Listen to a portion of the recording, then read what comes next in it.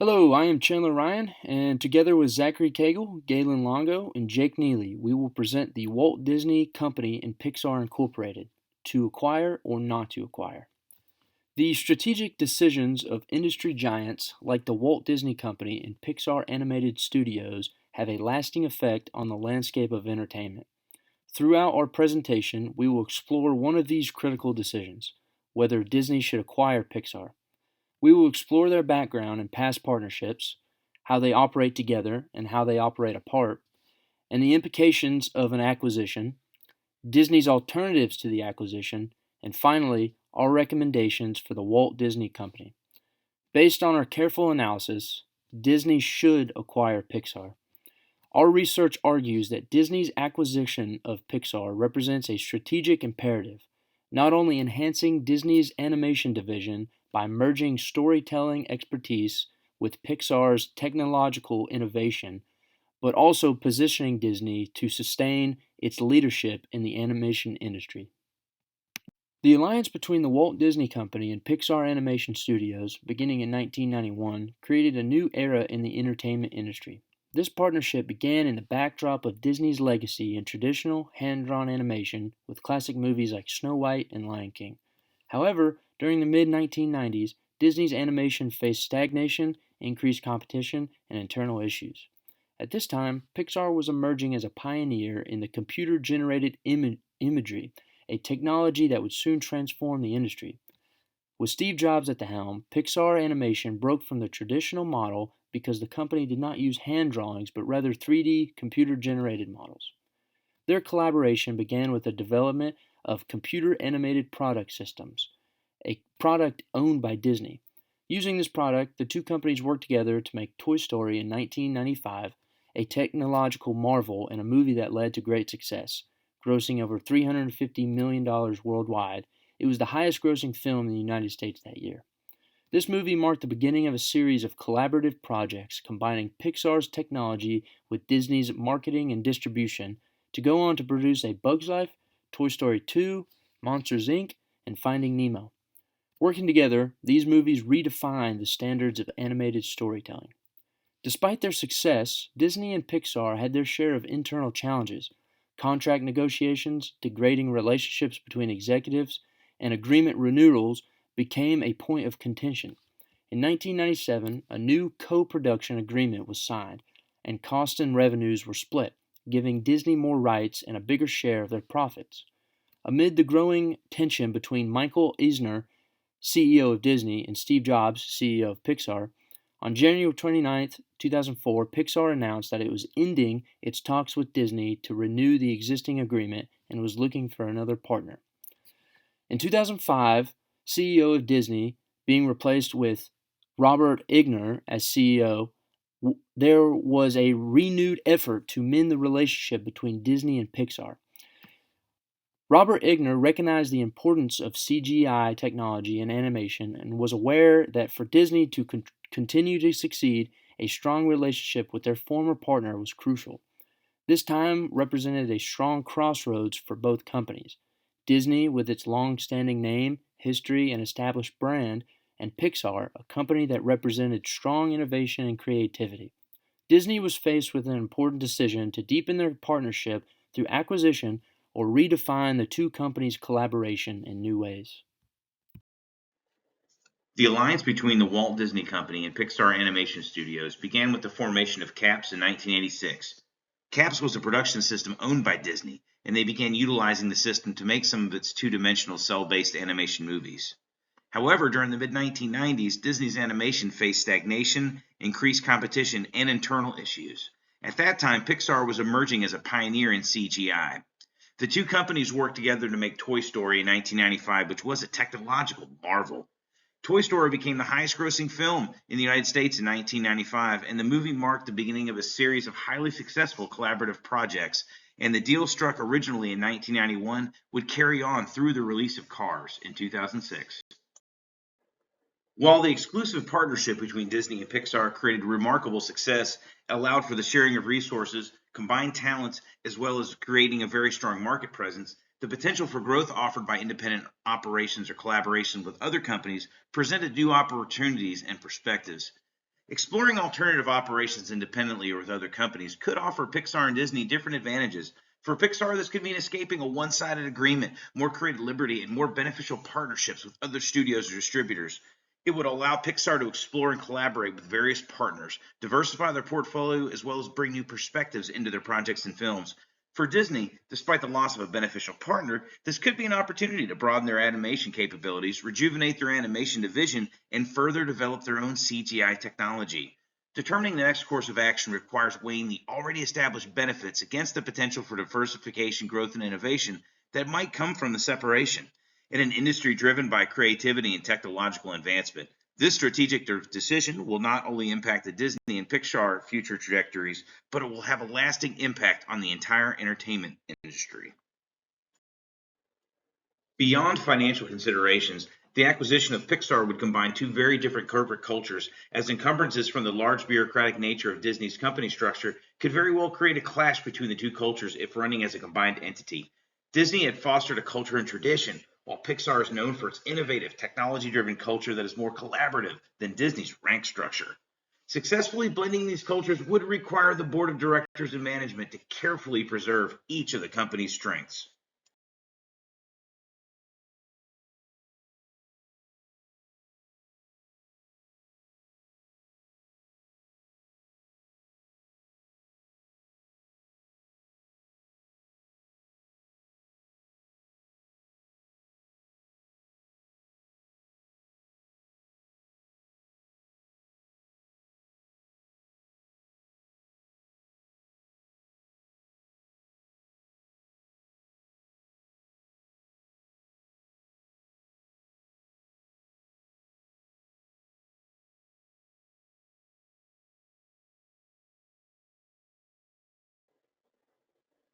When the acquisition was originally proposed, Jessica Cohen, an analyst at Merrill Lynch, called the deal a near perfect strategic fit.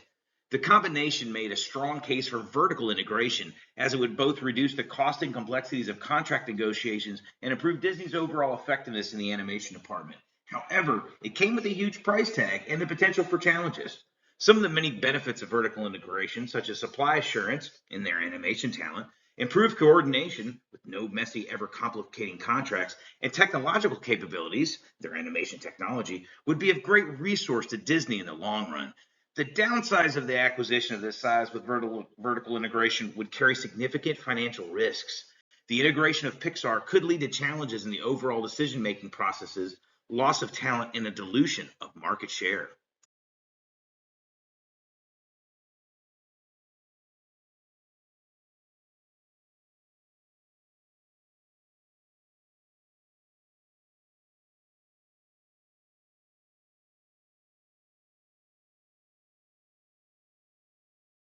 For Disney, acquiring Pixar represents significant financial investment. It has the potential to reshape Disney's structure, culture, as well as strategic direction of the company. This acquisition could also solidify Disney's position in the industry and help suppress its competition. By 1998, Disney was being dominated by Pixar and DreamWorks in terms of box office revenues, and they were gradually losing this market share to smaller competitors.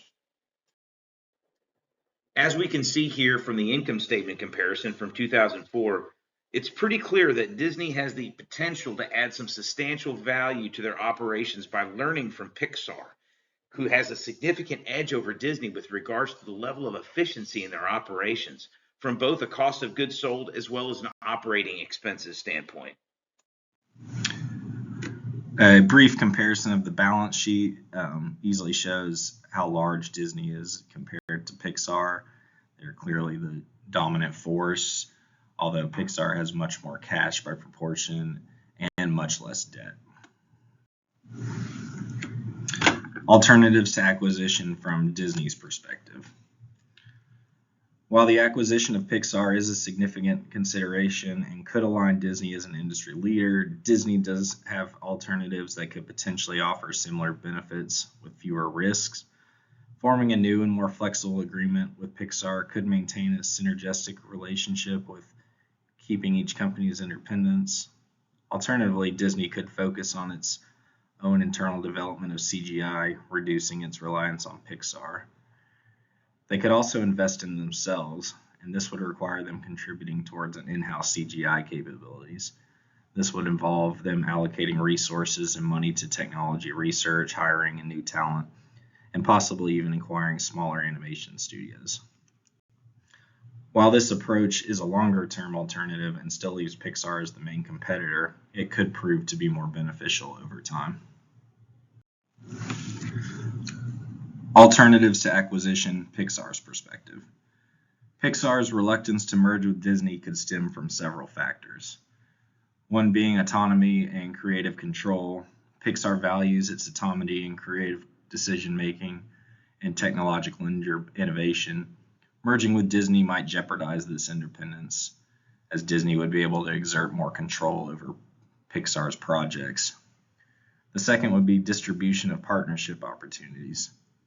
Instead of merging, Pixar might prefer to explore partnership opportunities for distribution with other companies. This allows Pixar to maintain its identity while leveraging the distribution capabilities of other entities, potentially reaching broader audiences without sacrificing creative control.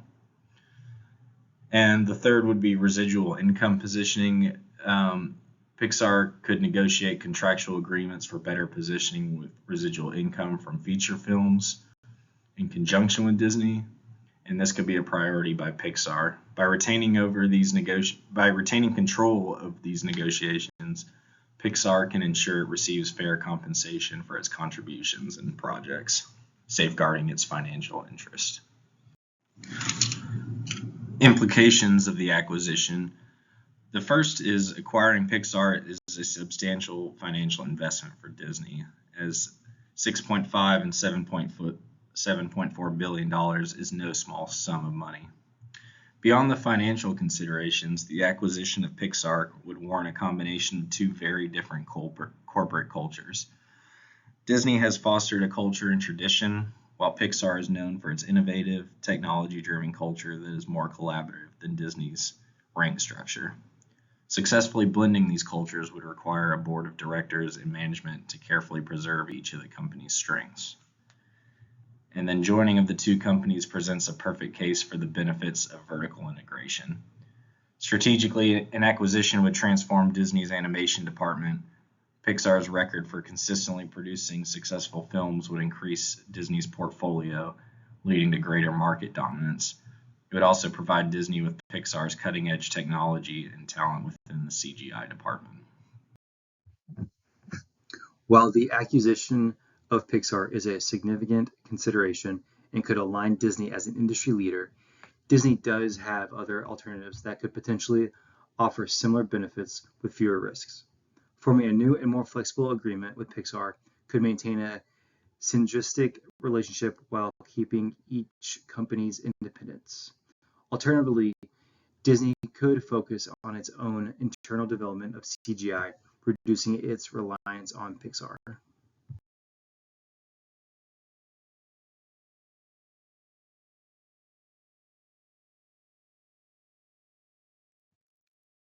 Exploring a new agreement relationship with Pixar could provide a middle ground, offering Disney continued access to Pixar's creativity and technology without the complexities of the acquisition.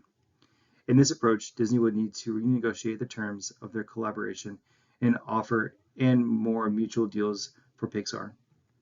Another alternative to the acquisition is for Disney to invest in themselves. This would require them contributing towards in-house CGI capabilities. This would involve them allocating resources and money to technology research, hiring new talent, and possibly even acquiring small animation studios. While this approach is a long-term alternative and it still leaves Pixar as its main competitor, it could prove to be more beneficial over time. In this conclusion, and through our careful analysis, acquiring Pixar stands as the right strategic decision for Disney.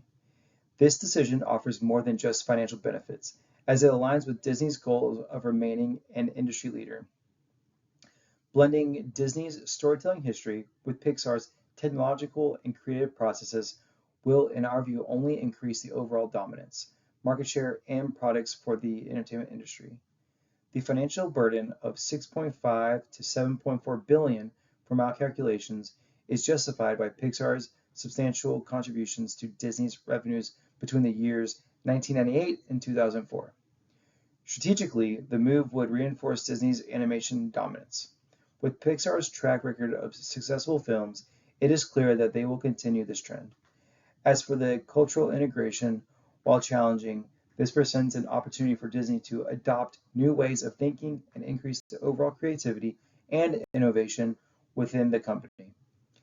In conclusion, we recommend the acquisition of Pixar because it complements Disney's strategic objectives, bolsters its creative capabilities, and strengthens its overall competitive stance.